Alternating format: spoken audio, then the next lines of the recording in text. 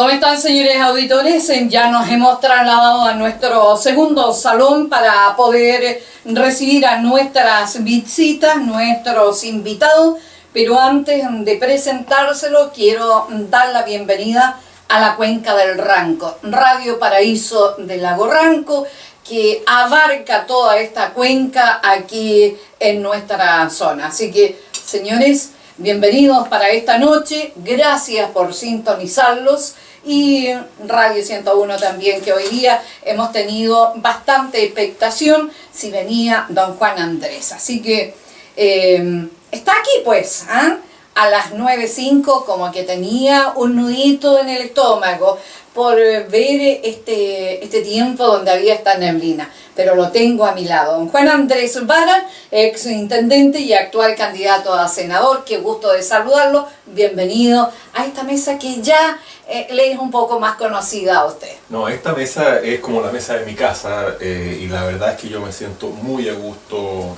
aquí en la radio, aquí en La Unión, aquí en la Cuenca del Ranco, y muy especialmente aquí sentado contigo, Elena. Yo creo que es un privilegio poder estar conversando, y además es un privilegio poder entrar en la cotidianidad, en las casas de cada una de las personas que nos están oyendo en este momento, y es un privilegio que yo te agradezco muy especialmente. Realmente la posibilidad de compartir con la gente en sus propias casas, mientras están cenando, mientras están a lo mejor preparando alguna cosa, estudiando, preparando algún trabajo para mañana, es una posibilidad que realmente para nosotros es muy valiosa, porque nosotros hemos hecho un punto muy clave en nuestra campaña, hacer oídos con la gente, oír a la gente, enterarnos de sus necesidades, de sus requerimientos, de sus sueños, más que dedicarnos a la gigantografía y a la propaganda radial de la cual la gente está tan aburrida, o de rayar las calles, o de rayar las murallas. Nosotros lo que hemos querido hacer es una campaña ciudadana de contacto con la gente, y fundamentalmente de escuchar a la gente. Así que esta posibilidad de dialogar con ellos a través tuyo, te la quiero agradecer de manera muy especial, junto con saludar a todas las amigas y amigos de la Cuenca del Ranco y de la provincia del Ranco. Y que ya lo conocen en distintos lugares, que se lo ha recorrido completamente. Así que bienvenido y gracias una vez más por estar acompañándome en el día de hoy.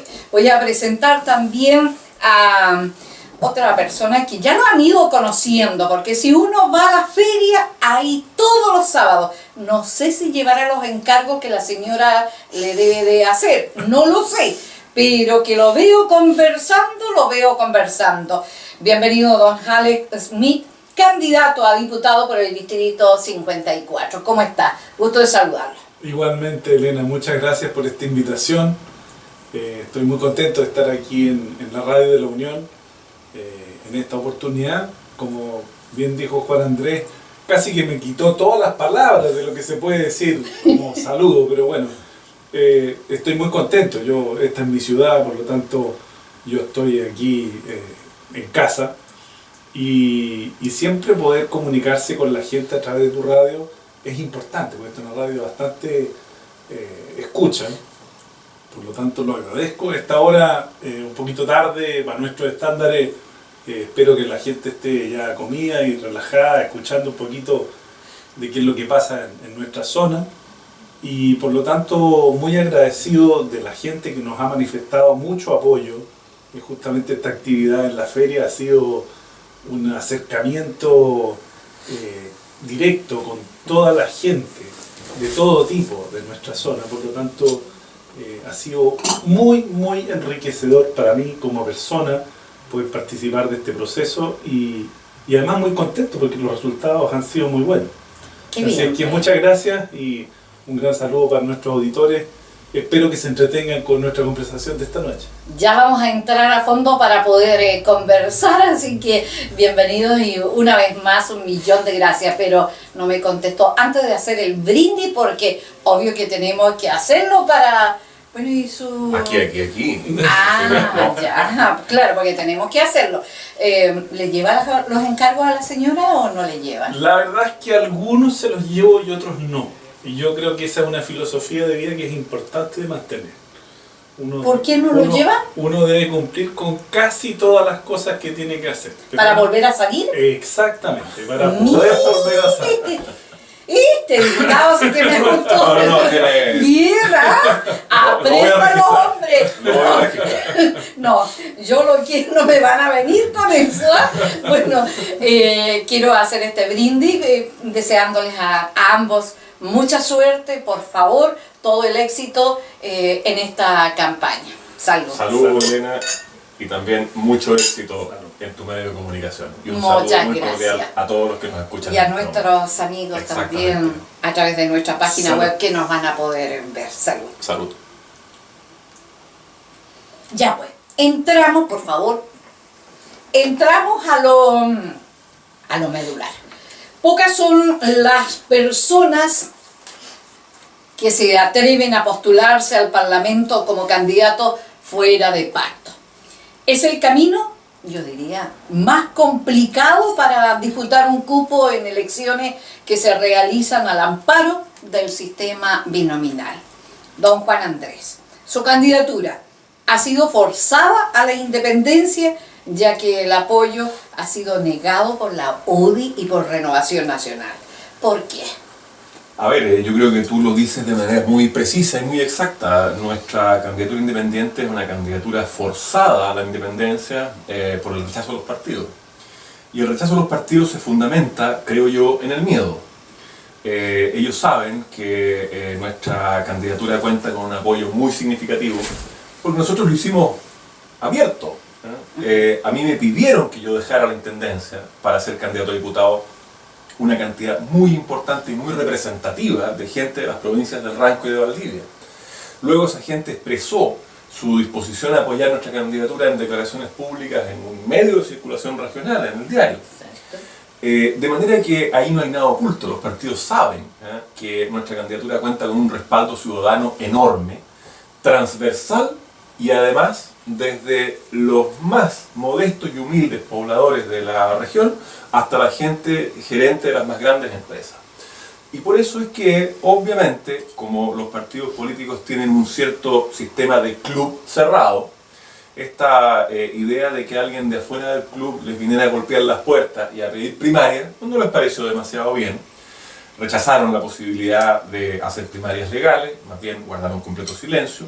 Guardaron completo silencio también cuando pedimos primarias voluntarias, que es un ejercicio interesantísimo que se puede hacer, que los partidos de la concertación han hecho y que les va a significar una ventaja muy importante en las elecciones definitivas de noviembre.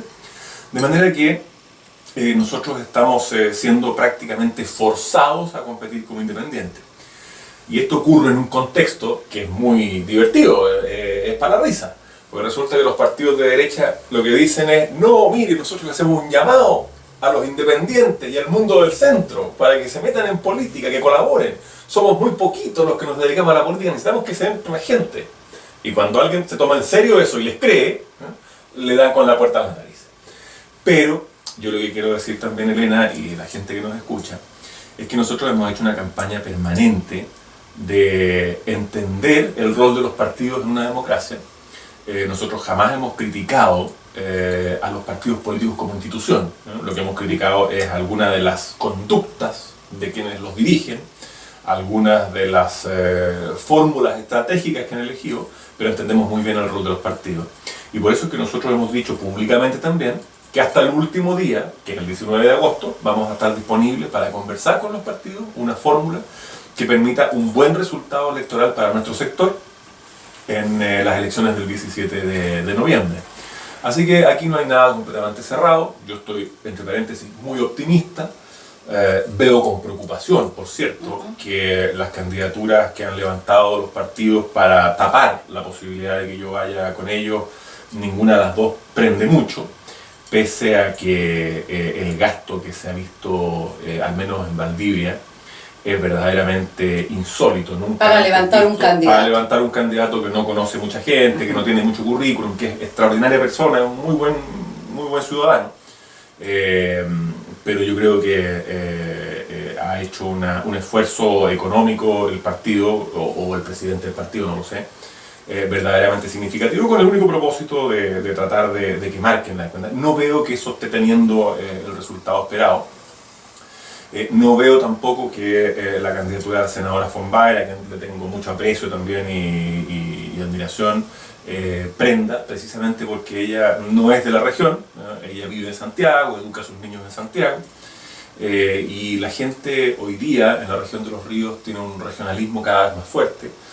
La gente quiere de verdad candidatos que sean locales y ojalá además elegidos de manera legítima. Nosotros hemos perdido una oportunidad muy importante en la derecha al no hacer primaria, pero en fin, como digo, yo sigo optimista. Creo que los partidos vamos a tomar una decisión razonable el 19 de agosto. Siempre estas cosas, también hay que decirlo, se resuelven en el último día. Nunca está lista una plantilla con una semana de anticipación. Y en esta oportunidad no va a ser distinto. Don Juan Andrés, pero a lo mejor su error, y yo lo estoy mirando así, fue de pedir reiteradas veces las primarias. Y usted sabe que en la Alianza no le gustan las primarias, pues.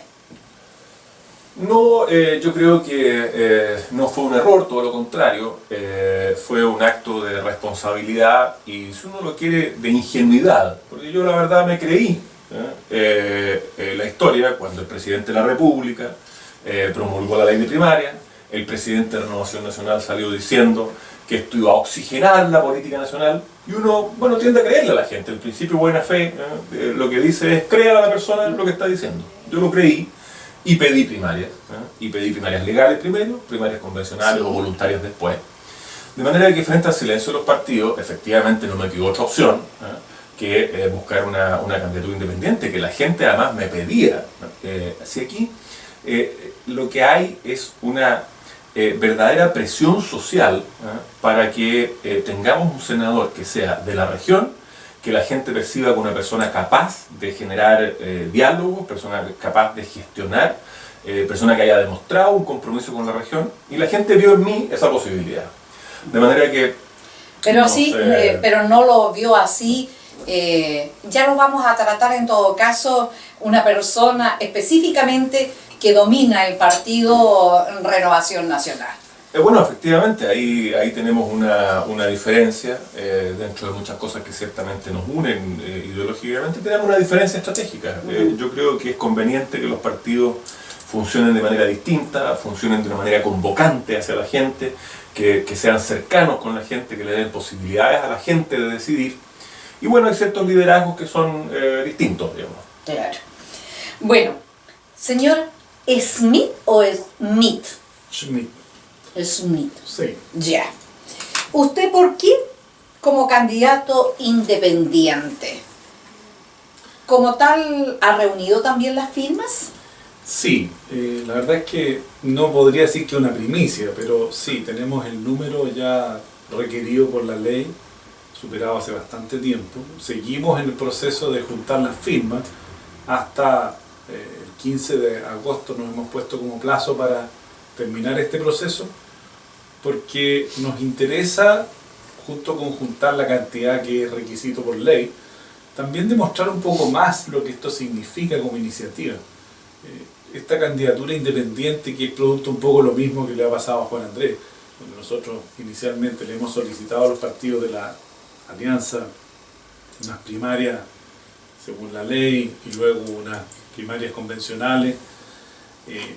Esta candidatura independiente yo creo que es una punta de lanza, una cabeza de playa de lo que viene de ahora en adelante en nuestro país. Eso es lo que nosotros esperamos y estamos dispuestos a hacer este trabajo. Y la cantidad de firmas que se han ido recolectando es el respaldo efectivo de lo que esto significa como gesto. Más allá de un gesto, es un proyecto. Pero el gesto de decir, nuestra legislación actual permite a los independientes participar del proceso de esta forma, que es complicado. Juntar 419 firmas, que es lo que a mí me toca en el Distrito 54, es una tarea bastante titánica. Especialmente cuando uno es novato en estas lides. Llegar y tener gente que esté dispuesta a firmar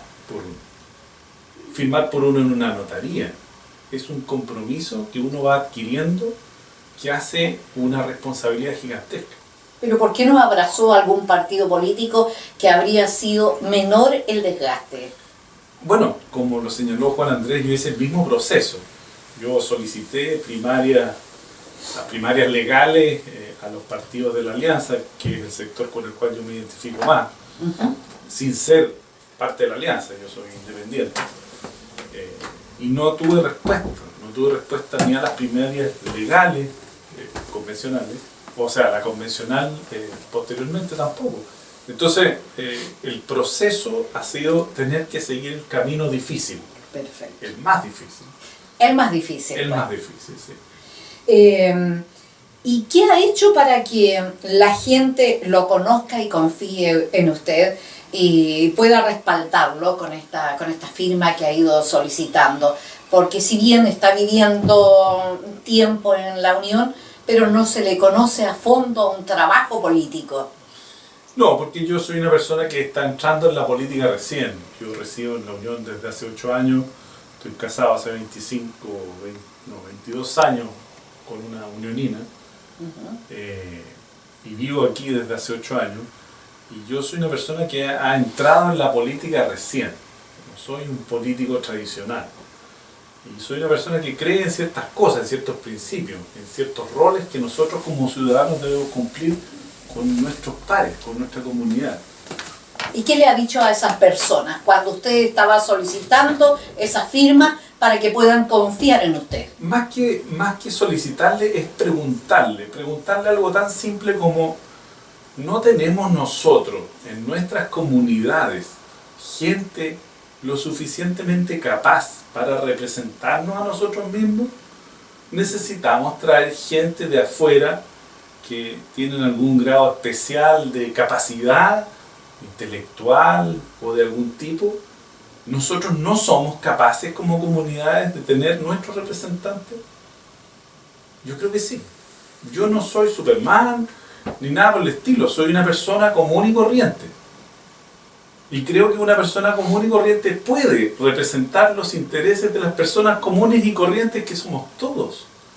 Si nuestras necesidades y la razón de ser de la política es atender nuestras necesidades simples. Nosotros no nos vamos a poner a divagar acerca de la conveniencia de cambiar la Constitución vía una asamblea constituyente, o si va a ser por los métodos que establece la Constitución o no. Esas son preocupaciones que no son de nosotros los ciudadanos normales, comunes y corrientes. Esas son preocupaciones que incluso en algunas ocasiones yo encuentro que son cortinas de humo que lanzan los políticos profesionales para desviar la atención de las preocupaciones reales de la gente.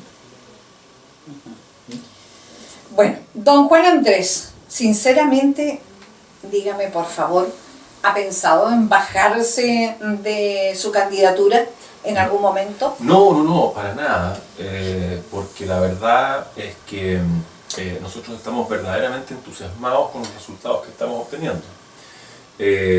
Vemos que los partidos políticos están preocupados genuinamente con la presencia de 3 candidaturas, una más fuerte y 2 más débiles, las de ellos, y estamos convencidos que sobre la base de esa preocupación finalmente va a imperar el sentido común, va a imperar el patriotismo, va a imperar el interés general del sector, y vamos a lograr una fórmula que permita tener un buen resultado en noviembre. Yo estoy muy optimista a ese respecto, porque sé que quienes están en política están allí fundamentalmente por una preocupación por el país, por una preocupación por las ideas que son las que han llevado a este país al desarrollo, o lo van a llevar al desarrollo, para ser más preciso, y que finalmente las cuestiones menores que hoy día parecen nublar el horizonte van a despejarse y vamos a tener un resultado óptimo con una dupla competitiva para el mes de noviembre.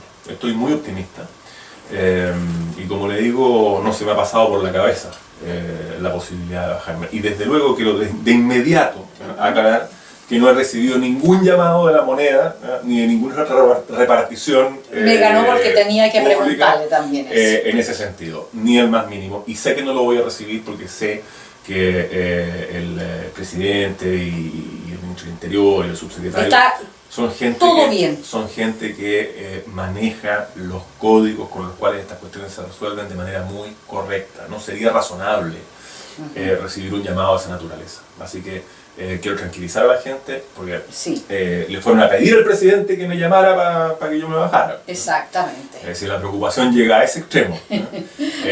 Pero no, el presidente no me va a llamar, no me ha llamado y no me llamará. Porque la gente tiene que tener la posibilidad de decir en la urna lo que piensa. Es así de simple. Bueno, ¿y cuál es su relación con el senador designado, don Carlos Larraín? Bueno, yo diría que es una relación interesante, porque... ¿Amor y odio? No, yo ni amor ni odio, una relación creo de respeto recíproco, de diferentes posiciones muy fuertes en algunas materias, fundamentalmente de carácter táctico, político, pero somos personas con caracteres ambos fuertes. Ambos creo tenemos un grado de cultura que nos permite entretenernos con las cosas que dice el otro, comprender, digamos, los grados de ironía o de sarcasmo que usa el otro, y por tanto en ese plano nos entendemos muy bien. Hemos tenido, y probablemente vamos a seguir teniendo, diferencias importantes. Quiero ejemplificar el tema nada más que con un punto: la candidatura a la Municipalidad de Valdivia del actual alcalde Omar Sabat, que él intentó por todos los medios abortar hasta el último día, pero que finalmente asumió con alegría y con patriotismo. Yo en cambio desde el comienzo fui partidario de buscar una solución que potenciara las posibilidades de que la Alianza mantuviera la Municipalidad de Valdivia en su poder y bajo su administración. Y ahí se generó una distancia importante. El presidente del partido, en todo su derecho y legítimamente, buscó nombres, él levantó alternativas, hizo lo imposible por hacer desaparecer la candidatura de Omar Sabat, pero finalmente, de nuevo, imperó la razón y imperó el sentido común, afortunadamente, porque a pesar de eso estuvimos a punto y sufrimos bastante, estuvimos a punto de perder la alcaldía. Así que, como le digo, hemos tenido algunas diferencias, seguramente las vamos a seguir teniendo, pero yo creo que la relación es de respeto recíproco. Pero este talón de Aquiles viene de bastante tiempo, porque se rumoreaba, y yo una vez también le pregunté directamente a usted, porque el señor Larraín pensaba retirarlo, que estaba haciendo todos los medios para retirarlo como intendente. Bueno, claro, porque él me veía como un obstáculo a su idea de promover un candidato de su partido a la municipalidad de Valdivia. Probablemente me veía como una amenaza senatorial en algún momento, y en el ejercicio de su derecho pedía también mi salida, pero resulta que a mí me avalaba mi gestión,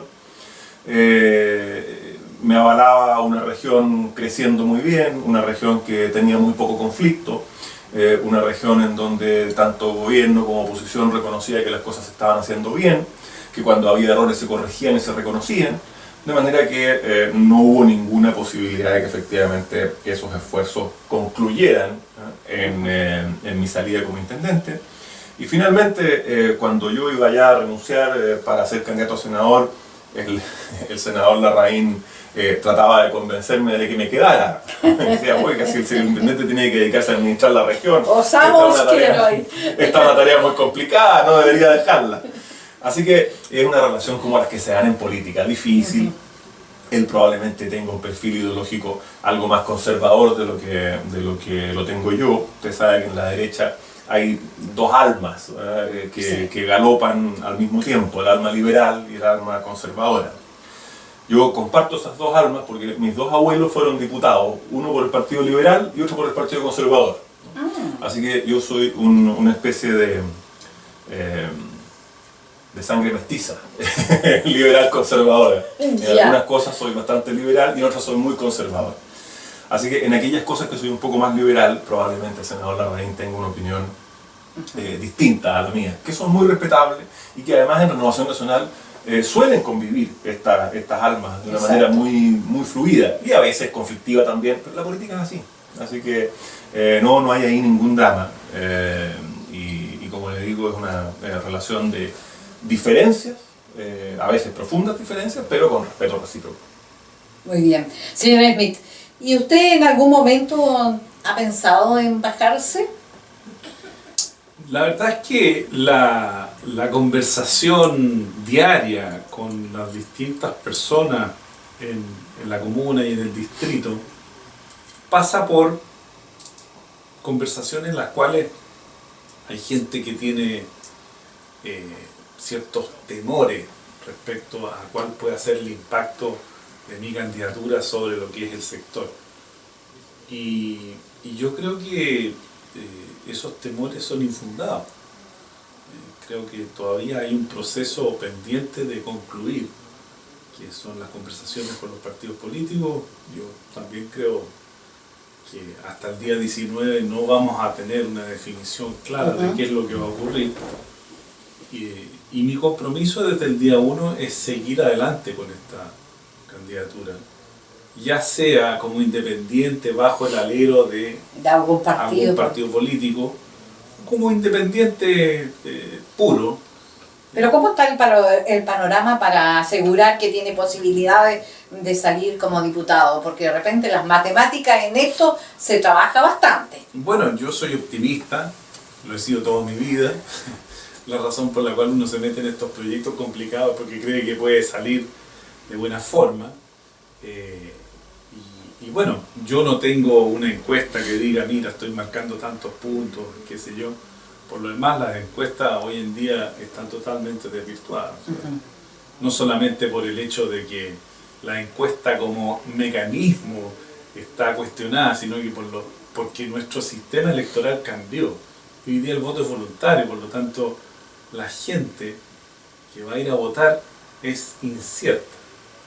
Y forma parte de nuestro esfuerzo el motivar a la gente para que nos apoye en este proyecto y motivar a la gente para que nos apoye a nosotros en este proyecto.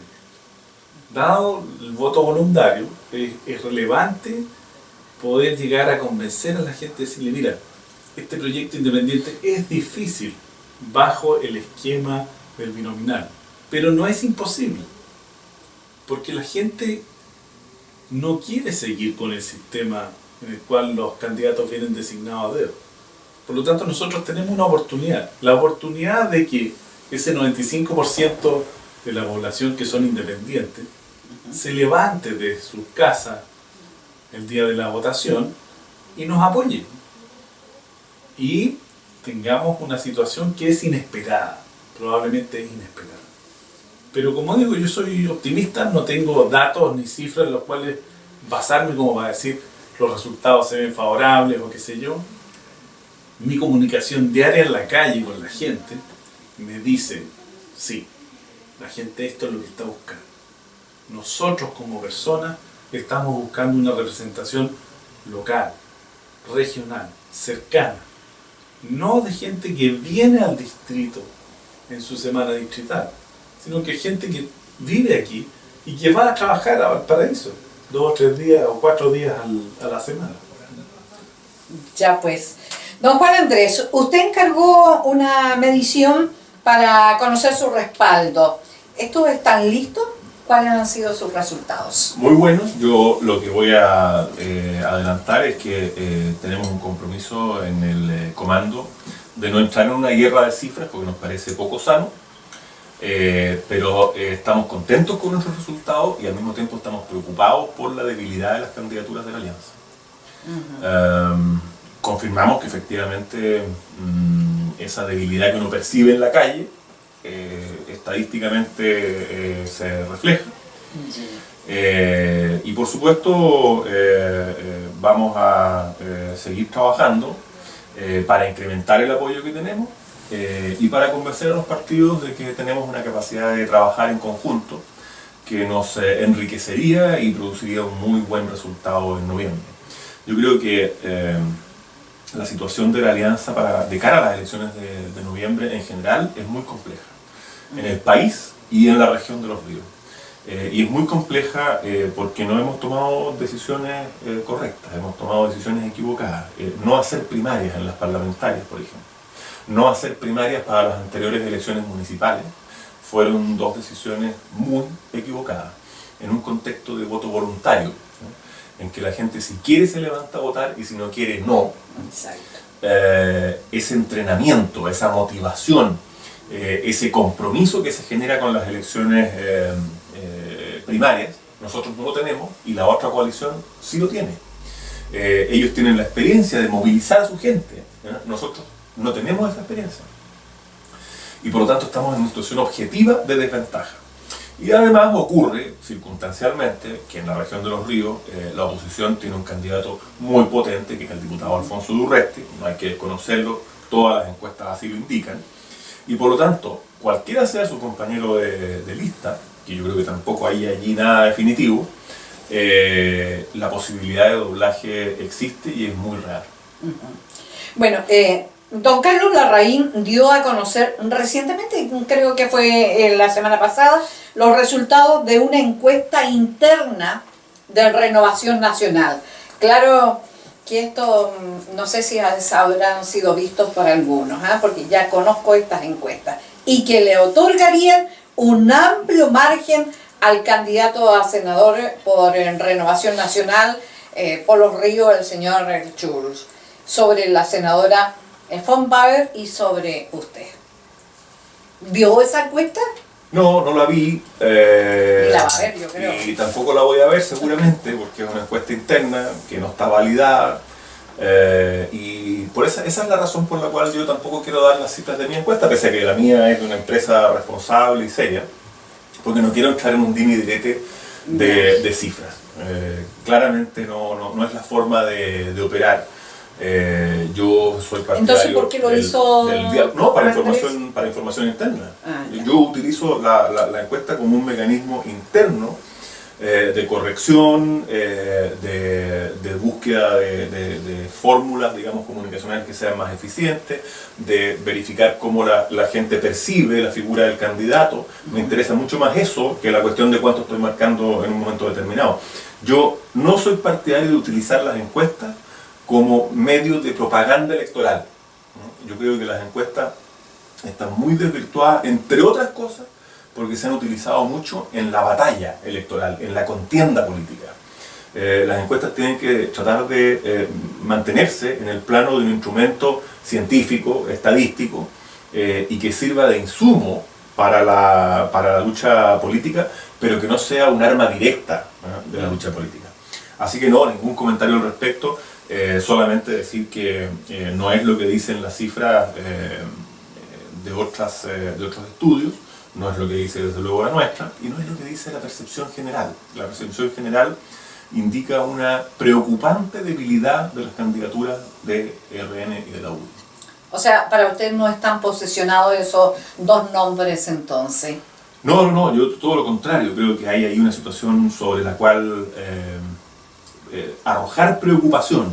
El candidato de Carlos Larraín ha gastado cientos de millones de pesos en publicidad, tratando de hacerse conocido, de que su nombre suene, lo que me parece muy bien, legítimo, pero el efecto de esa publicidad no ha sido el querido, y en muchos casos ha generado una contra percepción. A la gente le molesta el despilfarro de recursos, que se gasten cientos de millones en posicionar un nombre, y expresa esa preocupación, lo expresa en la calle, a uno se lo dicen, es una vergüenza, dicen, que se gasten esta plata habiendo tantas necesidades, etc.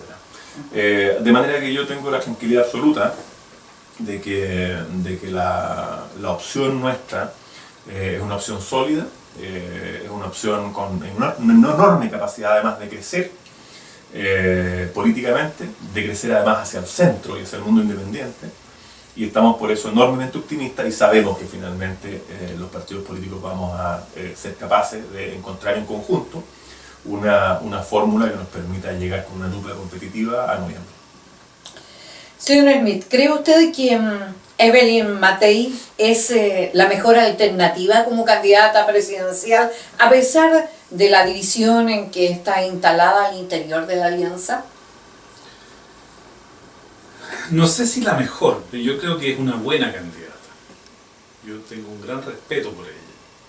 No es el estilo probablemente más conciliador, es un estilo, yo diría, un poco más ejecutivo, contrasta con el estilo de la candidata de la Concertación del Partido Comunista, que es la señora Bachelet, que tiene un estilo mucho más de mamá, más maternal.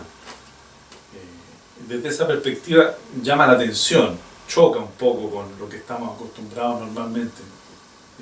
Pero creo que ella sí tiene los méritos, tiene las capacidades y tiene una historia como para poder ser una buena candidata y más importante que eso, una buena presidenta de este país.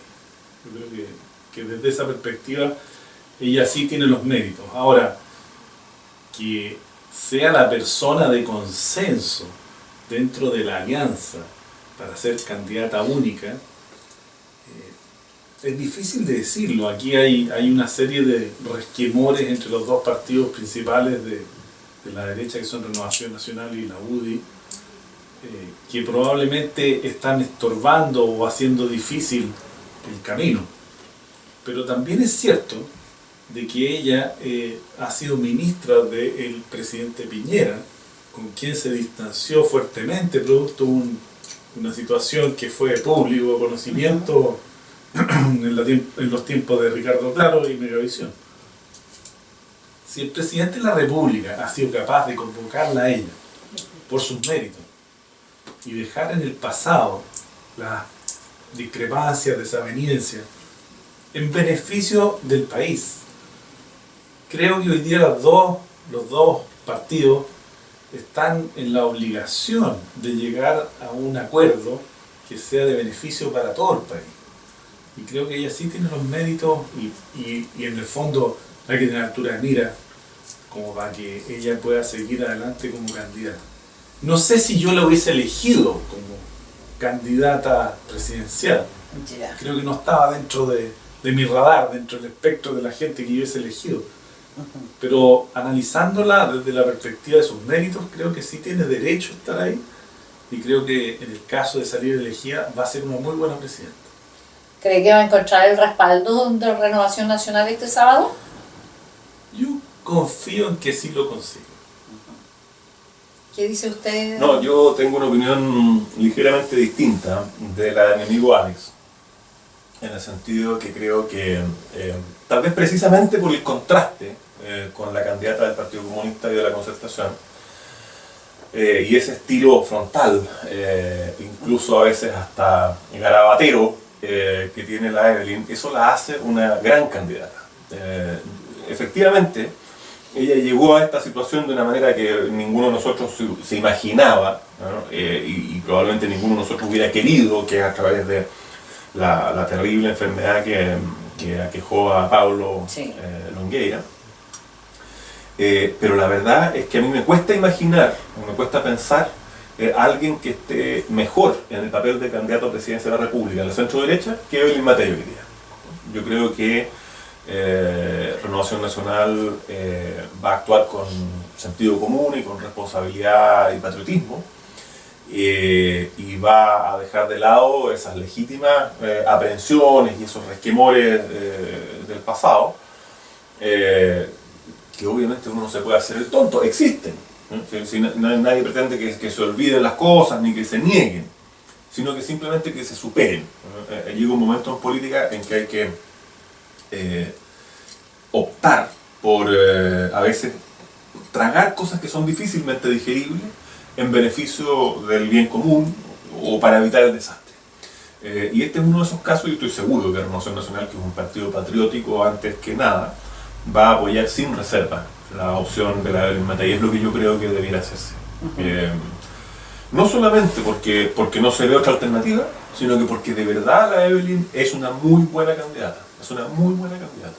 Yo creo que tiene las habilidades ejecutivas para ser una estupenda presidenta, tiene la experiencia larga de haber sido diputada, senadora y luego ministra, y tiene además esa fuerza, carácter, cercanía, esa posibilidad de decir las cosas directas, y a veces no con un garabato chileno, ¿no? Exacto. Que yo creo que a la gente le todo gusta el mundo lo dice así para que... y que de hecho yo lo estoy diciendo también de repente hasta en clase. Digo, ahora que la presidenta dice, o sea, que la candidata a presidenta dice garabato, permítanme y me tiro una pequeña cosita. Así que yo creo que es una gran candidata, creo que Renovación Nacional la va a apoyar y creo Sí. que vamos a hacer una elección muy competitiva a nivel presidencial en noviembre. Don Juan Andrés, ¿cómo ha estado desarrollando su campaña en la región y cómo analizaría también el actual momento económico y social de la región de Los Ríos? Bueno, son dos preguntas bien distintas y por lo tanto vamos a dividir la respuesta en dos En patas. lo que, exacto. La primera pata es cómo ha estado desarrollando la campaña y la respuesta es muy sencilla, de una manera extremadamente ciudadana y modesta. Nosotros contamos con muy poquitos recursos, nosotros no hemos puesto ni una gigantografía, ni hemos rayado ninguna pared, ni hemos contratado publicidad en radio.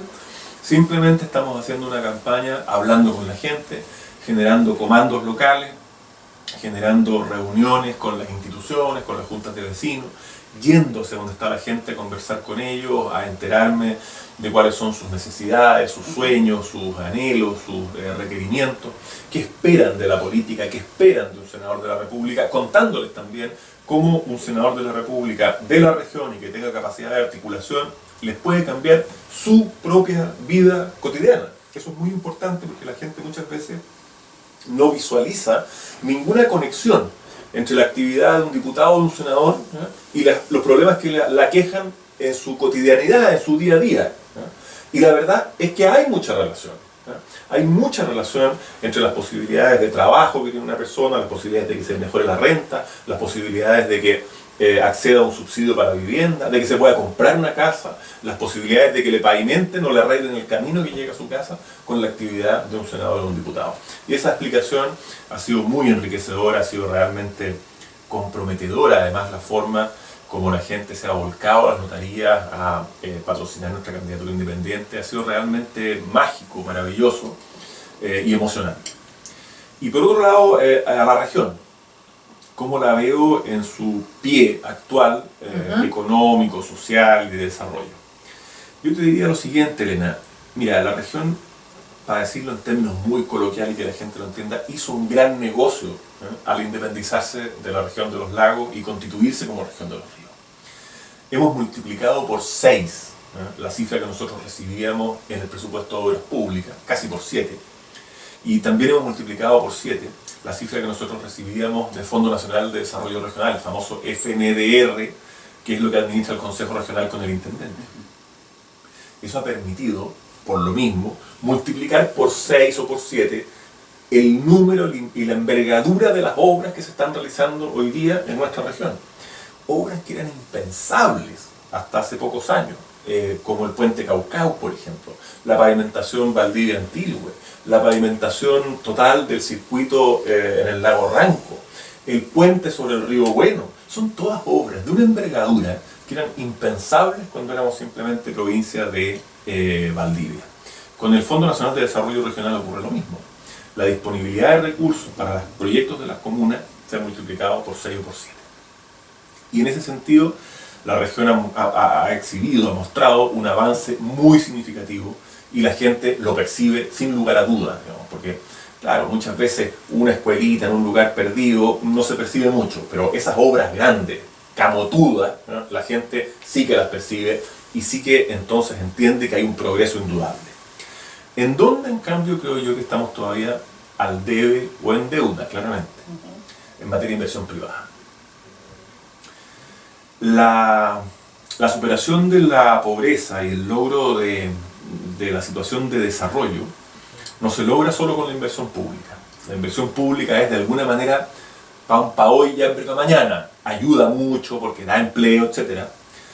Pero no genera esa inversión en la gente permanente que da trabajo, etc. Pongamos como ejemplo cuando se construye el puente sobre el río Bueno, que se empieza ya luego. Bueno, mientras se esté construyendo, evidentemente que se va a absorber una cantidad importante de mano de obra, pero una vez que esté construido, se acabó. No hay más empleos relacionados con la construcción del puente del río Bueno. ¿Dónde está el empleo permanente, el empleo que genera calidad de vida, el empleo que genera solución de los problemas en el largo plazo? Es la empresa privada. Es la empresa privada la que tiene que ofrecer esas soluciones. Y ahí nosotros estamos en deuda, no como región de los ríos, estamos en deuda en el centralismo que absorbe, ¿no?, todo el potencial de desarrollo de las regiones para Santiago. A mí me gusta ejemplificarlo de una manera muy sencilla, Elena, para que la gente lo entienda. En Chile, si un señor tiene, supongamos, 200 millones de pesos para instalar una fábrica de zapatos, no hay ni una sola norma jurídica, no hay ni una sola ley, ¿no?, que genere un incentivo para que ese señor se instale en la Unión y no en Santiago. Claro. Todos los incentivos, ¿no?, los señores legisladores los han puesto y la realidad los ha ido poniendo para que esa fábrica se instale en Santiago. En primer lugar, porque en Santiago hay 6 millones de consumidores, ¿no?, y aquí en la región de Los Ríos somos, en toda la región, 400.000. En segundo lugar, el costo del transporte. Si los zapatos se venden en Santiago, bueno, hay que llevarlos a Santiago y eso es un costo que tiene que asumir el que está instalado aquí y que no tiene el que está instalado en Santiago. No hay ni una sola diferencia en el pago de las contribuciones. Paga igual el sujeto que pone la fábrica aquí que el que pone la fábrica en Santiago. No hay ni una sola diferencia en el valor del combustible, que es una cosa que es sencillamente tirada de las mechas, Elena. Mire, el impuesto específico al combustible, que es una parte muy significativa, ahora que están subiendo las bencinas, que pues ya llenar el estanque cuesta un censo, la gente tiene que saber que gran parte del costo que paga, ¿no?, es impuesto. El impuesto específico a los combustibles se diseñó pensando en combatir la contaminación atmosférica que generan los vehículos a combustión y la congestión vehicular. Entonces explíqueme usted a santo de qué aquí en la Unión y en la provincia del Ranco estamos pagando un impuesto para combatir una congestión que no existe y una contaminación ambiental que no existe. En definitiva, lo que estamos haciendo es subsidiar, ¿no?, a la gente de Santiago una vez más. Bueno, yo soy partidario de que una vez en el Senado podamos ir constituyendo bloques de senadores regionalistas que entiendan estas cuestiones y que de alguna manera le exijan al gobierno, cosas sensatas por supuesto, pero que vayan generando un estatuto distinto para la inversión privada en regiones. Nosotros no lo tenemos. Los únicos que existen son unas normas especiales de favor para las zonas extremas, la región de Arica y Parinacota e Iquique, y por otro lado en el sur Aysén y Magallanes, se incluye Palena también. Pero en todo el resto del país pareciera que fuera lo mismo estar en la Unión que estar en Rancagua. Da lo mismo estar en Antofagasta o estar en La Serena. Eso no puede seguir siendo así. Nosotros tenemos que ser capaces de generar, como digo, un estatuto de incentivos y de mecanismos que permitan que la inversión se distribuya adecuadamente en el país. Eso es lo que va a generar desarrollo. Y si no lo logramos, Chile no se va a desarrollar. Porque, lo dijo el presidente Piñera en alguna oportunidad, o Chile se desarrolla con las regiones o no se desarrolla. No hay ni un solo país en el mundo, ni uno, que haya llegado al desarrollo con los grados de centralismo que tenemos nosotros en Chile. Y la forma de romper ese centralismo, en primer lugar, es romper el centralismo político. En la medida en que nuestros candidatos sigan siendo designados a dedo de Santiago, que le respondan a alguien en Santiago, porque no se trata de dónde uno nació, ¿eh? Aquí se trata de dónde uno vive, de dónde se estudian sus hijos, ¿eh?, y a quién uno le responde. Mi sugerencia en este sentido es que la gente se pregunte, cuando vaya a votar por alguien, ¿dónde vive este señor, ¿eh?, o señora? Es decir, ¿dónde estudian sus hijos? ¿Eh? ¿Y a quién le responde? Si la respuesta es, este señor vive aquí, sus hijos estudian aquí, y le responde a la gente de aquí, entonces vote por él. Si la respuesta es, no, este señor vive en Santiago, y le responde a alguien de Santiago, entonces trate de no votar por él, porque lo que está haciendo ahí es fomentar el centralismo y retrasar la descentralización, que es clave para el desarrollo de Chile. Clarita la respuesta, no va para, ni siquiera para suspirar, ¿eh? ¿Qué fortaleza, señor Smith, ve usted en la provincia del Ranco que permitan proyectar su desarrollo? Bueno, yo creo que esa pregunta está respondida o tiene su respuesta en varios estudios que se han hecho. Aquí se han hecho unas definiciones en términos de las líneas globales o principales de desarrollo en nuestra región, que incluyen, lógicamente, la agricultura y la parte forestal, la educación, el turismo y probablemente los servicios, no estoy seguro, pero esos otros 4 están. Por lo tanto, ¿dónde están las fortalezas? No es un tema que haya que inventar la rueda de nuevo. No, eso ya lo averiguamos. Por lo tanto, nuestra definición en términos de dónde vamos a crecer, cómo vamos a construir o desarrollar aún más nuestra región, están dadas por esas prioridades. Pero esas prioridades, que son definiciones, hay que darle herramientas.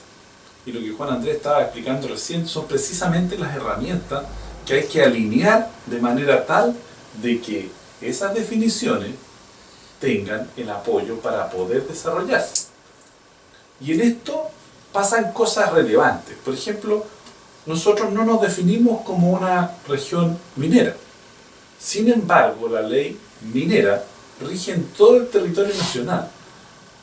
Y cuando uno quiere hacer un proyecto turístico, puede venir alguien y hacer un reclamo por una pertenencia minera y tiene el derecho prioritario para desarrollar ese yacimiento minero por sobre el proyecto turístico. Aun cuando nuestra región definió que el turismo es prioritario. Por lo tanto, esas son cosas que hay que revisar. No sé exactamente cómo. Vuelvo a decir, yo estoy entrando en el tema político recién, pero creo que es de sentido común, y ese es mi aporte en esto, espero, de decir, ok, sabes que tenemos esta definición. Nosotros no somos el productor de petróleo dentro de Chile, no existe esa posibilidad. Nosotros somos turísticos. Bueno, desarrollemos las posibilidades turísticas. Nosotros tenemos que generar ese empuje por esa vía. El potencial está, la gente, que es lo más importante, las capacidades humanas, están disponibles. Nosotros, al tener esta ecuación en la cual la educación es relevante dentro de las definiciones, significa que la gente que nosotros necesitamos para desarrollar las otras áreas, la tenemos, está disponible.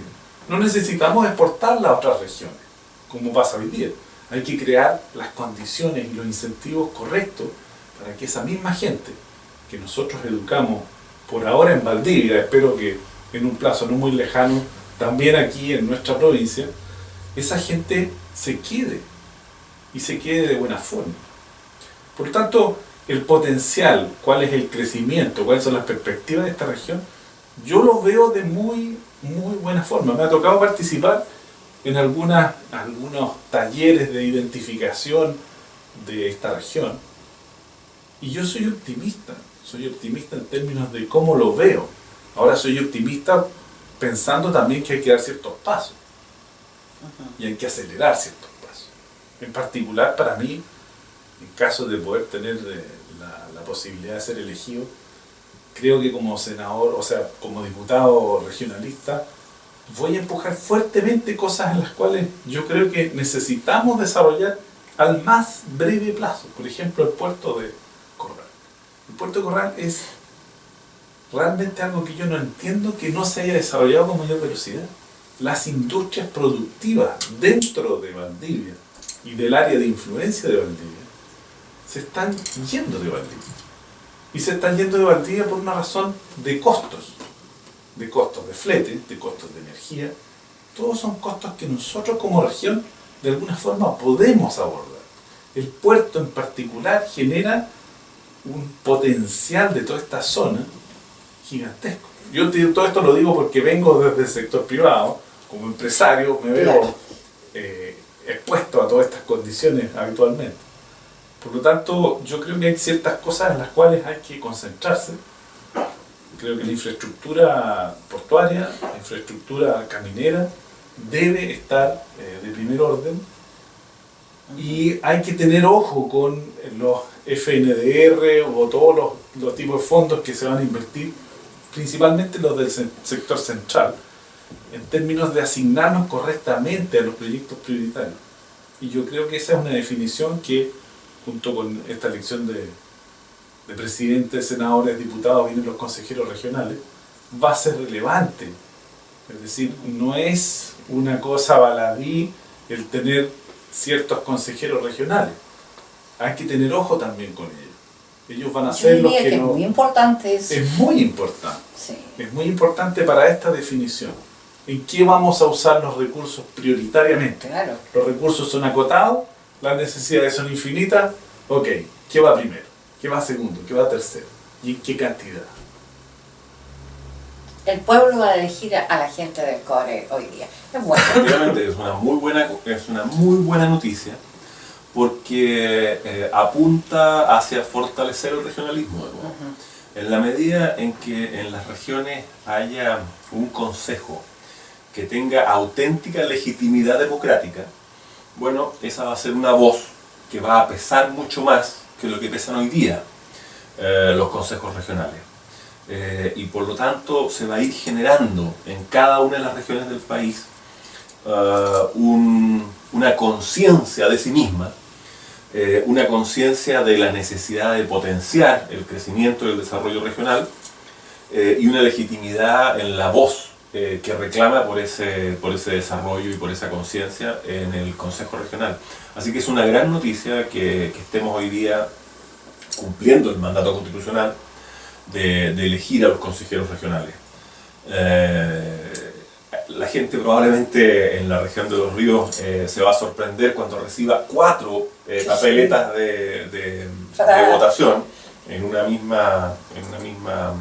mismo acto electoral. Una sábana va a ser.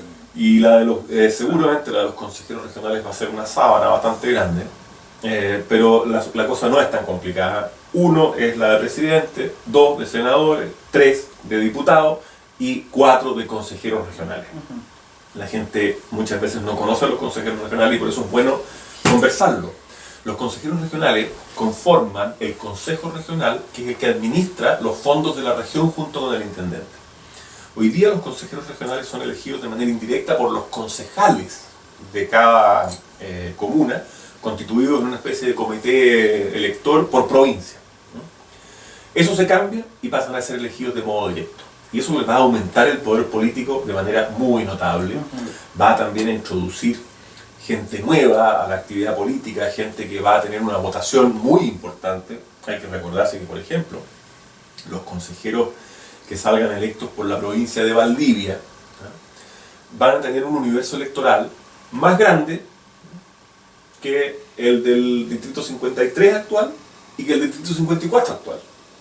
O sea, Claro. El número de electores que eligen en la provincia de Valdivia a sus consejeros regionales son más que los del Distrito 53 y más que los del Distrito 54. Así que el poder político que va a tener esa gente es muy alto. Y es bueno que sea así, porque eso le va a dar más voz a las regiones. Va a generar protagonismos nuevos en la actividad política y yo creo que va a ser muy sano para el proceso de desarrollo regional. Muy, muy sano. Yo estoy muy optimista en ese sentido. Sí, qué bien, pues. Don Juan Andrés, ¿cuándo se creó esta región? Se dijo que iba a ser moderna, se prometió la construcción de un barrio cívico para la ciudad de La Unión, la creación de un centro de educación de nivel superior, ampliación y construcción del centro de salud familiar, el Colegio de la Cultura. Con suerte, le cuento, hace una semana se entregó calle Arturo Prat. Usted como ex intendente, ¿qué le diría a nuestros auditores para que ellos logren entender a que no hay nada en este momento? Perdón, a lo mejor hay promesas, sí, eso sí. Promesas hay siempre, eso no falla nunca. A ver, yo creo que hay varias cosas que separar en esa pregunta, Elena. Lo primero, la idea de crear una región modelo, ¿no?, es una idea que no se concretó nunca, ¿no? Esta región se creó a imagen y semejanza estricta en lo administrativo del resto de las regiones del país. No hay ninguna diferencia en la regulación que permite o que modula la administración de esta región con la que regula la administración de la región de la cual venimos, de los lagos. Ni una. Y en ese sentido se perdió una oportunidad para haber hecho una especie de plan piloto con el par de regiones que se crearon, que nos hubiera permitido experimentar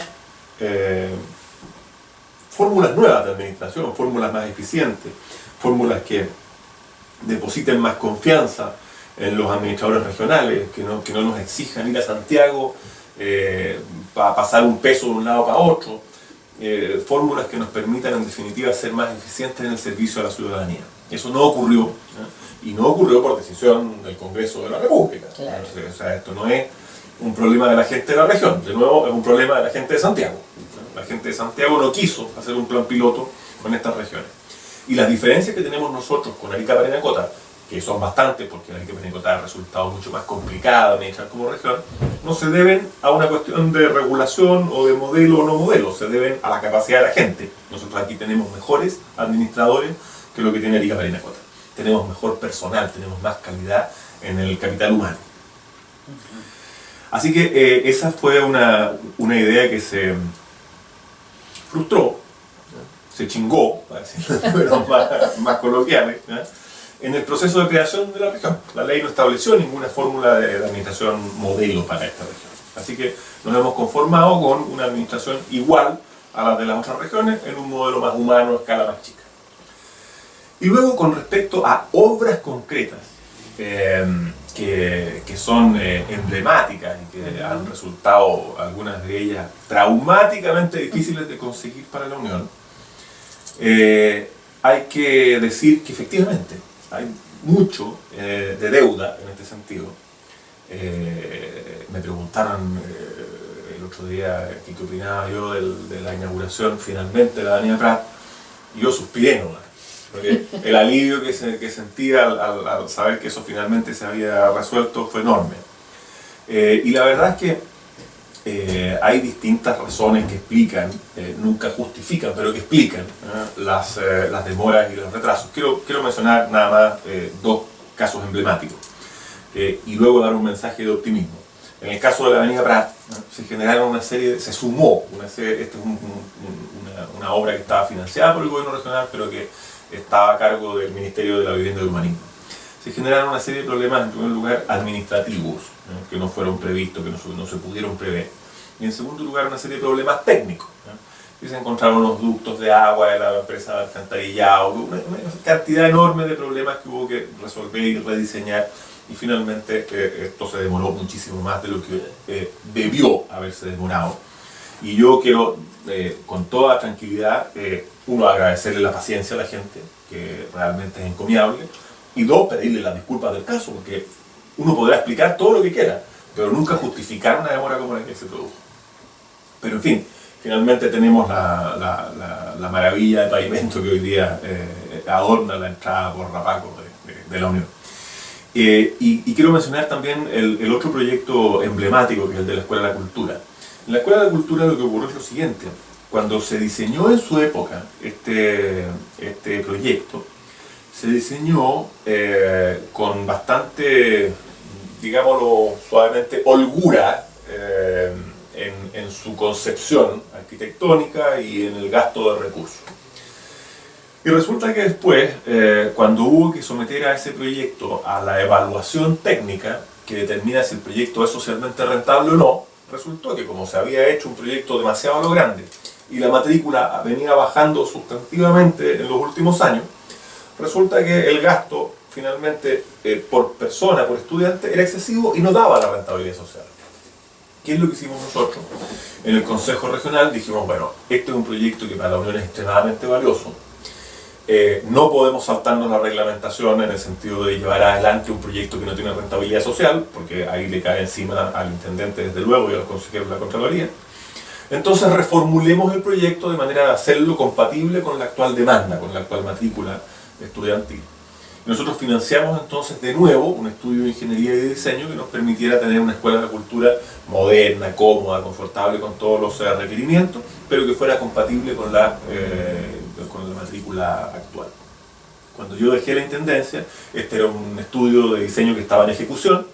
Entiendo que está ya o terminado o por terminarse, y entiendo también que el intendente ha comprometido a abrir el proyecto, es decir, identificarlo presupuestariamente para que se empiece a ejecutar este año. De manera que las obras debieran estar visibles a fines de este año y desde luego ya en el verano.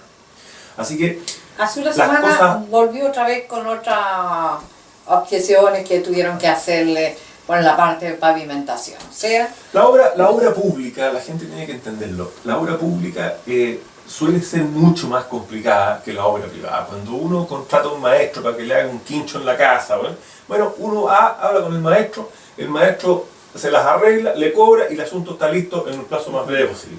El sistema de administración pública tiene una serie de pasos que garantizan, o más bien intentan garantizar, que las cosas se hagan correctamente, que se utilicen las platas en donde verdaderamente se necesitan y que nadie se lleve la plata para el bolsillo propio. Claro. Entonces todo eso tiene una tramitación larga que muchas veces la gente no entiende. Lo digo yo, que vengo del mundo privado, que vengo del mundo universitario y que me choqueó cuando llegué a la intendencia ver cuánto se demoraba la obra pública en general y además cuánto más caro terminaba saliendo, porque toda esta tramitación también tiene un costo muy alto. Obvio. Uno construye un quincho por, no sé, da lo mismo, invento 10 millones de pesos y si uno lo construyera con el sistema público le saldría 20, con toda tranquilidad. La obra pública se demora, efectivamente. Hay casos emblemáticos en nuestra región, quiero mencionar aquí nada más el caso del puente Caucau, ¿no?, que estuvo más de 20 años, pero más de 20 años en este va y ven de tramitación administrativa, que se formulaba un proyecto, que se desechaba, que se formulaba otro, que se volvía a desechar, que se formulaba uno estupendo pero que resultaba no rentable socialmente, hasta que finalmente hoy día estamos viendo cómo esa maravilla de ingeniería se está levantando en el puente Caucao y que le va a cambiar la cara a esa zona de Valdivia y su conectividad, claro, con las comunas del norte y con el acceso de esas comunas del norte también a la costa. Lo mismo ocurre con el puente de Río Bueno, con la circunvalación del Ranco, con obras clave y en ese mismo lote de cosas soñadas durante mucho tiempo, tramitadas durante mucho tiempo, pero que finalmente resulta, está la Escuela de la Cultura. Yo espero estar el próximo año inaugurando la escuela, a fines del próximo año inaugurando la Escuela de la Cultura, porque realmente va a ser un orgullo para todos los unioninos y unioninas contar con una infraestructura como esa. Y por cierto, va a ser un orgullo para el gobierno regional haber contribuido a financiar esa obra que está en el corazón de tanta gente en la capital de la provincia del Ranco. Brevemente vamos a pedir, porque ya estamos alcanzados de hora, lo mismo para usted, ¿le gustaría que las cosas salieran tal cual como decíamos desde el momento en la creación de esta nueva capital provincial, de que hubiese sido mucho más rápido todo, de ver, imagínense cuánto tiempo en calle Arturo Prat, cuánto tuvimos que hacer de sacrificio? Sí, Elena. ¿Sabe por qué lo pregunto? Porque ya lo consideramos un unionino. No, ¿ya? por supuesto, si yo he vivido este proceso. A mí me ha, en términos coloquiales, jodido la pita el asunto de la calle Prat. Y también veo como... Ahora que está la Evelyn de candidata también puedes decir algo más fuerte. No, yo mantengo... Trato de mantener en realidad la compostura, ¿no? Yo creo que hay ciertas cosas que son necesarias y son necesarias transversalmente, es decir, la reposición de las calles es algo que nosotros necesitamos hacer cuando las calles ya no dan más, es una realidad. Entonces tenemos que encontrar los mecanismos de cubrir la tranquilidad de todos nosotros como ciudadanos para que los recursos que se van a invertir ahí no se desvíen a otros bolsillos, pero también tenemos que ser un poco más ágiles. Yo creo que hay cosas en las cuales uno no puede seguir esperando. La Escuela de la Cultura es uno de esos puntos. Es decir, tenemos una presión en nuestro país por el tema educacional y la Escuela de la Cultura refleja uno de los déficits importantes. La gente pasa por la escuela en un tiempo dado. Los que no han ido a la Escuela de la Cultura porque no está construido el edificio, ya no fueron. Y esa gente está hoy día en sus casas, está viviendo acá en la Unión y no tiene esa alternativa. Lo mismo con el puente sobre el río Bueno. Hay que ver la forma de que las cosas realmente importantes se hagan en el más breve plazo. Ahora también hay que tener ojo con que ciertos proyectos tengan más sentido común. Y en esto me voy a meter en problemas, pero yo me metí en esto porque no tengo temor a meterme en problemas. Yo creo, por ejemplo, que uno de los proyectos que hoy día están sobre la mesa, que son la reposición del Hospital de la Unión, Y la reposición del hospital de Río Bueno como proyecto separado es una falta de sentido común gigantesca. La visión de qué es lo que va a pasar con estas dos ciudades en el tiempo es que nos vamos a juntar, la unión con Río Bueno.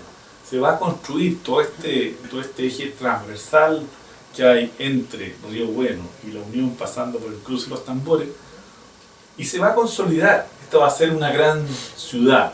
Espero que no demasiado grande, pero va a ser una ciudad más importante, más poblada. Por lo tanto, tenemos que empezar a pensar en el futuro, ya. Y generar un polo de desarrollo que atienda los servicios y las necesidades de ambas ciudades. Y no solamente de estas dos ciudades, que atiendan las necesidades de Lago Ranco, de Futrono, de Payaco y de San Pablo, que son todas ciudades que quedan en un radio relativamente cercano, algunas un poquito más lejos. Y entonces, invertir los mismos recursos que se van a invertir en estas dos reposiciones, en una reposición, en la construcción de un hospital de más magnitud, de mayor importancia, de mayor significado, que tenga una categoría distinta.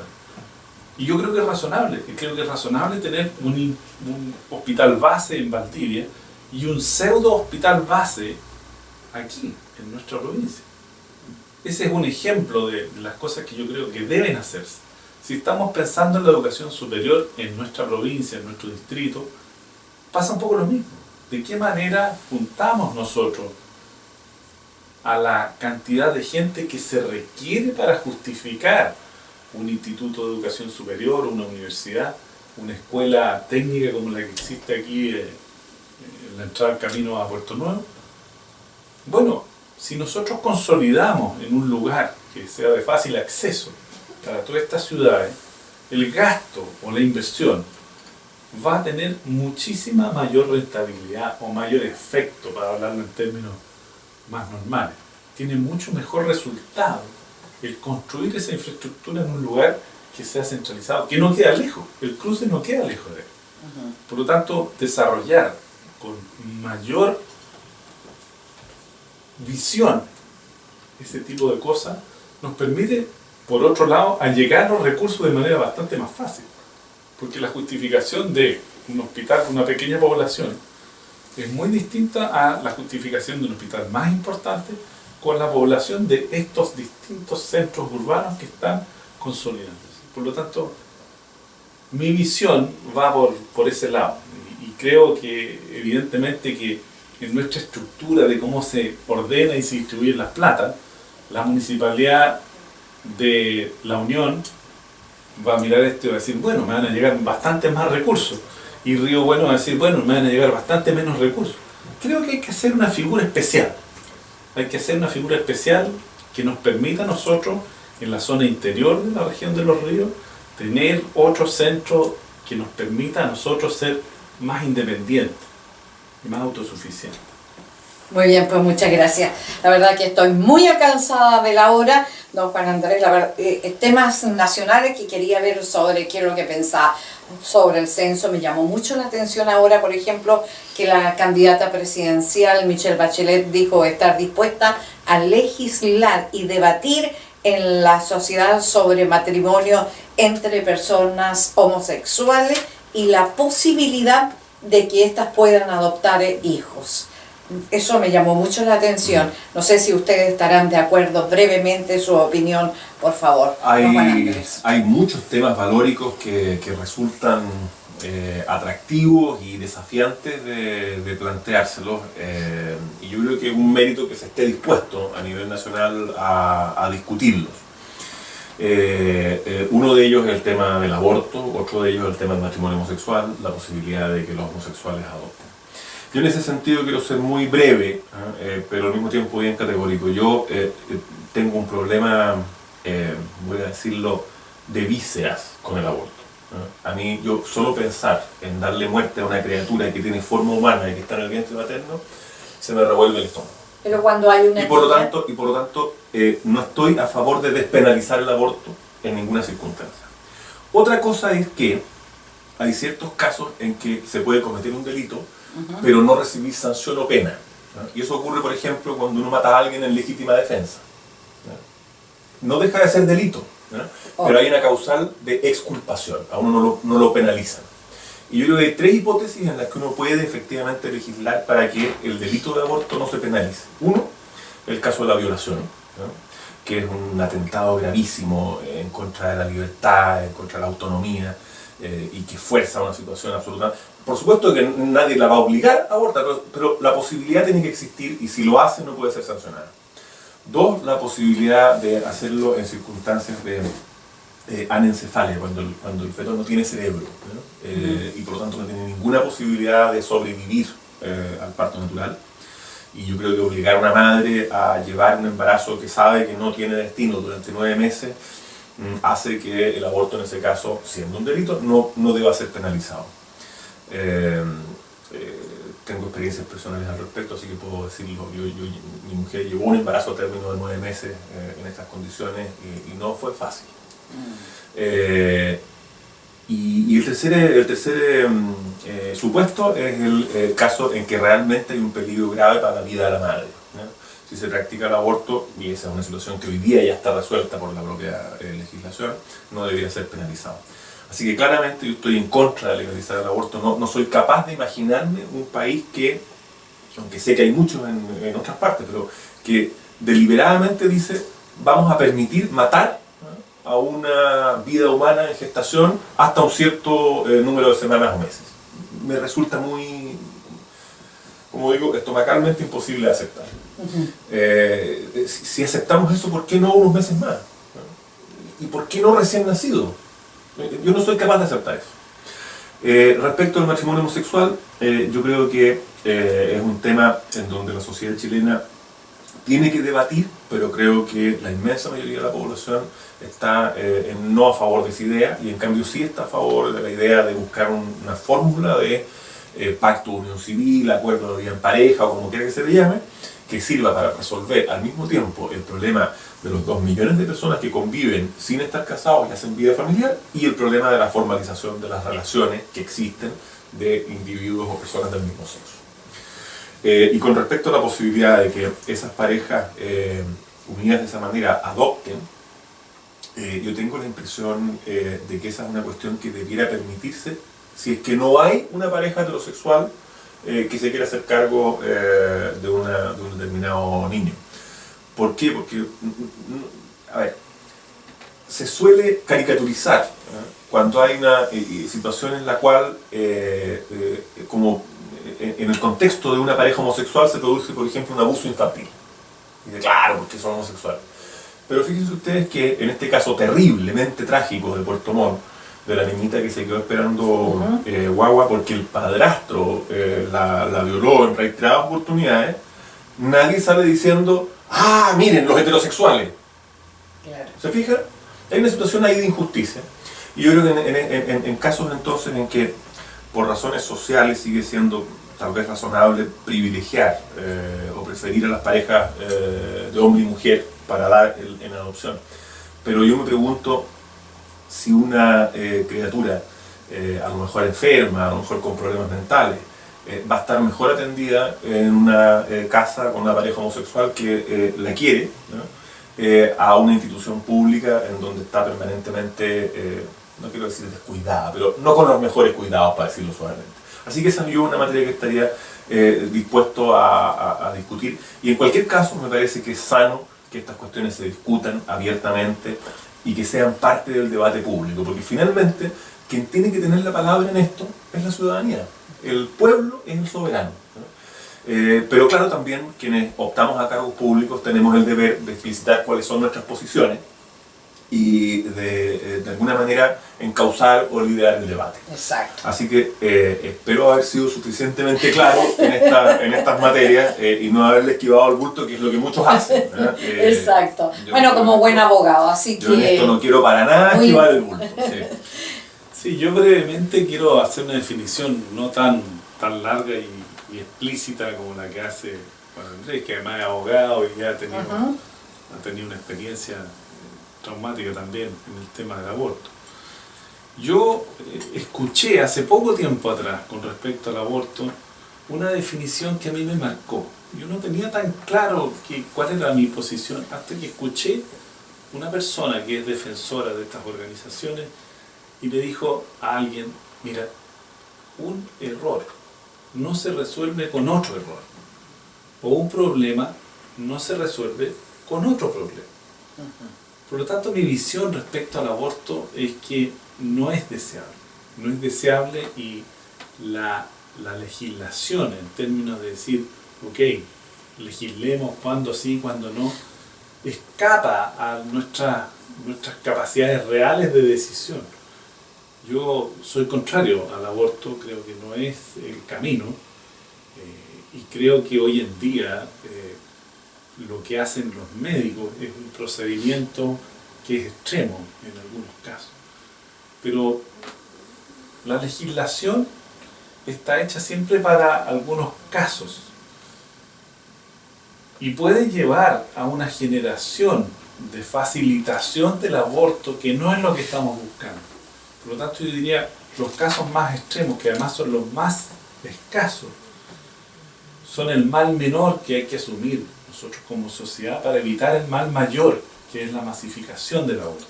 Por lo tanto, mi posición personal, entendiendo que hay algunas personas o casos que van a sufrir con esto, por el bien común yo creo que es razonable estar contra el aborto. Respecto al matrimonio homosexual, mi formación valórica lo ve como una cosa que no es razonable, no es algo que yo entienda que un matrimonio es entre dos personas del mismo sexo. Creo sí que hay que atender las necesidades de ese porcentaje de la población que se encantan, se quieren y viven en conjunto con personas del mismo sexo, y evidentemente que hay que resguardar sus intereses y su dignidad también, pero por la vía de algo que no es un matrimonio. Para mí un matrimonio es entre un hombre y una mujer, es heterosexual. Y finalmente, respecto al tema de las adopciones, en eso curiosamente soy bastante más liberal. Yo creo que en el caso de las adopciones lo importante es el perfil psicológico de las personas que adoptan. Si es un matrimonio, o es una pareja de homosexuales, o es una persona sola que adopta, lo importante es que su evaluación psicológica, hecha por profesionales de acuerdo a las pautas que estén establecidas, lo califique como una persona que puede adoptar a un niño o a una niña, y que es capaz de llevarla a formar una familia. Yo creo que eso es lo importante. No la orientación sexual, no si está constituido como una pareja o una persona sola, sino que si realmente tiene las capacidades individuales o como persona de poder a esa pequeña criatura o a ese niño ayudarlo en la vida. Creo que la adopción es una cosa muy linda. Tengo un par de amigos que han adoptado y realmente es bonito el impacto que se causan mutuamente. Personas que no tienen la posibilidad fisiológica de tener familia, de constituirse como familia. Y niños que sus padres biológicos no los han podido o no los han querido criar, tener la posibilidad de desarrollarse como dentro del ser una familia es muy bonito. Muy bien, pues ¿sabes qué? Que lamentable no poder hablar un poquito más tendido sobre lo que está hoy día de moda, que es el censo que se hizo, si están de acuerdo ustedes en que se repita o no se repita. Tanto dinero, con tanta necesidad que tiene este país, se ha tirado hacia la borda. Qué terrible, a mí me causa un malestar tremendo. Sí, Elena, pero perdón, antes de que sigamos hablando de dilapidar el dinero, yo que vivo en La Unión y que me encantaría ver que el ferrocarril funcione, quiero acordarte que en la época del presidente Lago se gastaron 1.500 millones de dólares. Se votaron, sí. Que hoy día no están en ninguna parte. Y eso es mucha plata. O sea, si hablamos del censo costó 60 millones de dólares, hagamos otro censo, ¿no? Pero 1.500 millones de dólares el ferrocarril a nosotros nos falta. Y las posibilidades de volver a invertir esa suma, yo no la veo muy cercana. No, desgraciadamente voy a partir por el tema del ferrocarril porque es un tema que a mí me apasiona. si uno tuviera que diseñar un país que tuviera una configuración geográfica óptima para maximizar el rendimiento de una línea férrea, el diseño daría como resultado Chile. O sea, no hay ni un país del mundo que tenga una configuración geográfica tan apropiada para tener un tren barato y eficiente como Chile. Y nosotros la tenemos desperdiciada y dilapidada desde hace decenios.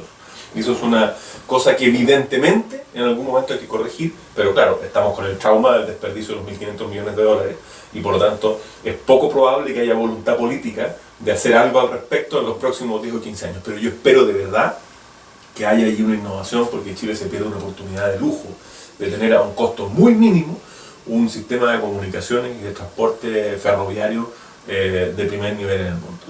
Dicho eso, con respecto al tema del censo, que es el tema en boga hoy día, efectivamente se trata de una metida de pata de grueso calibre, con un costo importante, no comparable por supuesto con otras cosas, pero aquí tampoco se trata de andar comparando metidas de pata en su costo. El Transantiago tiene un costo infinitamente superior. Que lo pagamos todos los días. Y que lo pagamos todos los días. No se trata de eso. Lo importante es que aquí había una metida de pata, y yo quiero rescatar algo que no sé si se va a resaltar lo suficiente.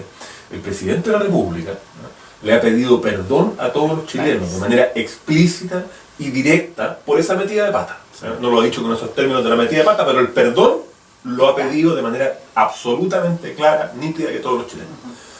Yo creo que es un gesto que lo engrandece. Si hay que repetir o no hay que repetir el censo es una cuestión técnica, que tendrán que decidir por lo tanto los técnicos o los políticos a cargo con el mejor informe técnico posible, y respecto al cual uno tendrá que aceptar que es lo que sea mejor desde el punto de vista técnico. El censo es necesario porque su información es la que permite formular políticas públicas. Claro.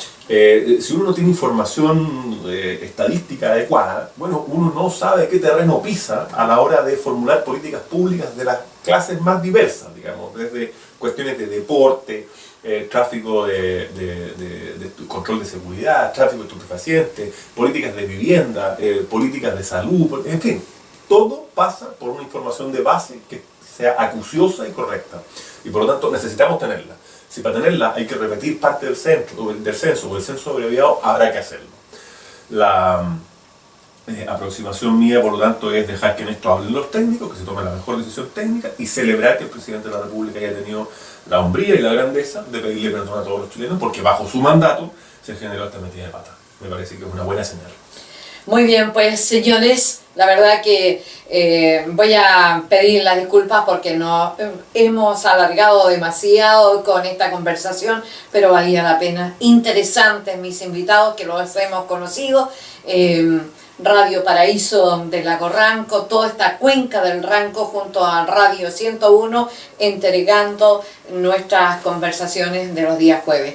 Agradecida, dejo estos micrófonos, don Juan Andrés Vara, espero de que le vaya excelente, ojalá que en el último minuto lo estén subiendo a algún partido, o de lo contrario, a dar la lucha. Hay mucha gente que lo acompaña también en los estudios de Radio 101, que ya está formando, parece aquí, un buen número de gente. Sí, no, efectivamente en la provincia del Ranco tenemos comandos que nos apoyan en distintas partes y estamos trabajando muy bien.